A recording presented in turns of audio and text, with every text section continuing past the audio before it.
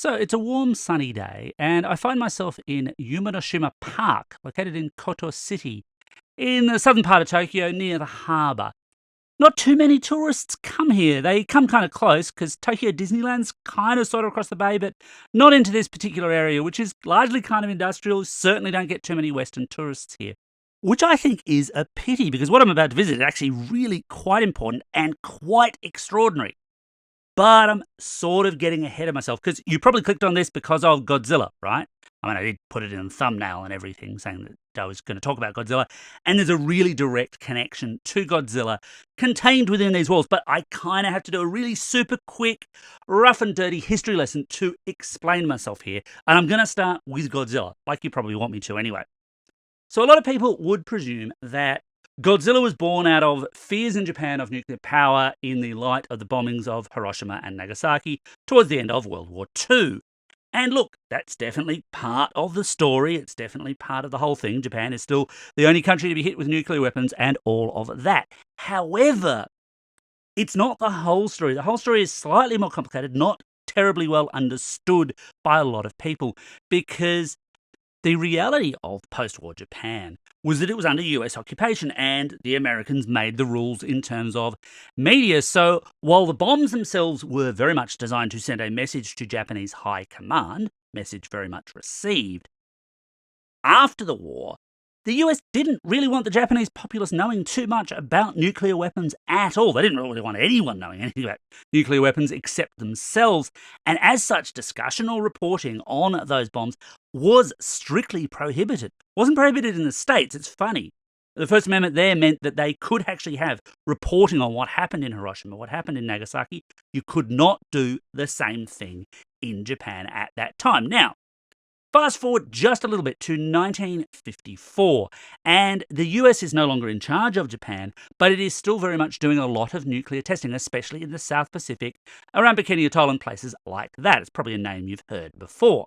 Now, the US did put out warnings when it was going to be doing its bomb tests, but not always super accurately, not always propagated to every single fishing boat.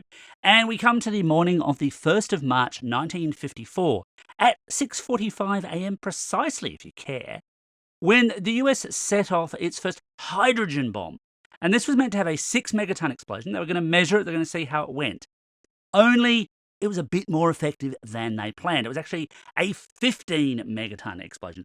Much, much more powerful, much, much more widespread, which was really bad news if you happen to be a little bit too close, but still outside the exclusion zone that the US authorities have set.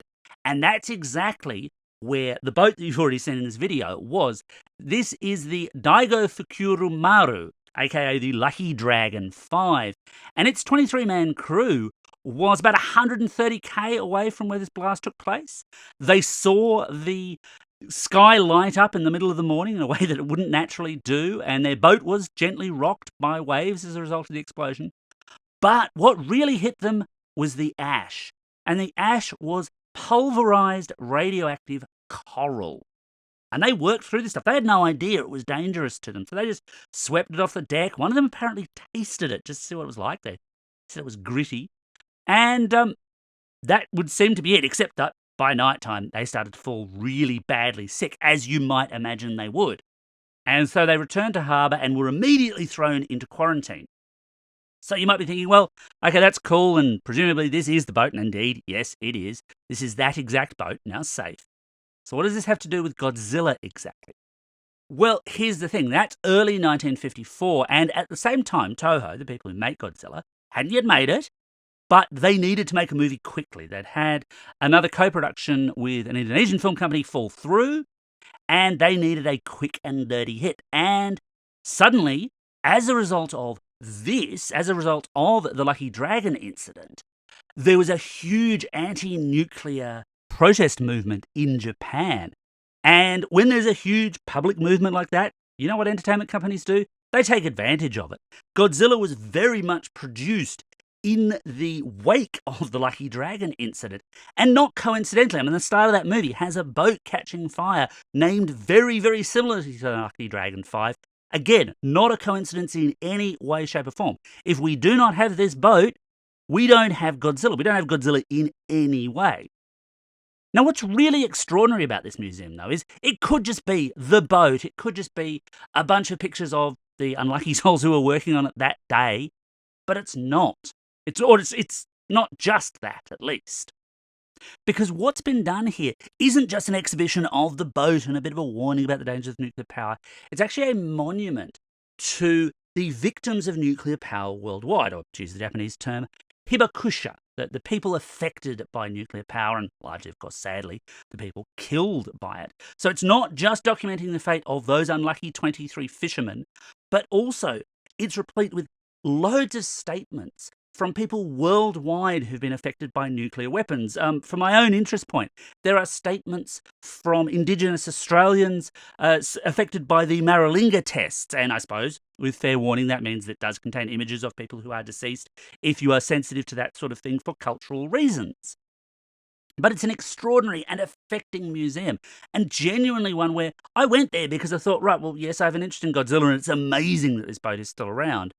But I walked out quite changed. This is not easy tourism, but it's super, super important. It's also kind of cool. Out in the yard, they've actually got the engine from the boat, because it actually got used as a training boat after this, after it had been decontaminated. Its engine got used in a completely different ship, which then sunk, but they eventually pulled it up, which is actually why it looks quite so wrecked. It's not actually nuclear damage, it's actually because it was sitting at the bottom of the harbour for decades. Anyway, this is genuinely somewhere where if you are visiting Tokyo and you've got an interest in that kind of history, that you absolutely must visit. Not an easy day, not super hard to get to, but a little bit out of the way, but so, so worth it.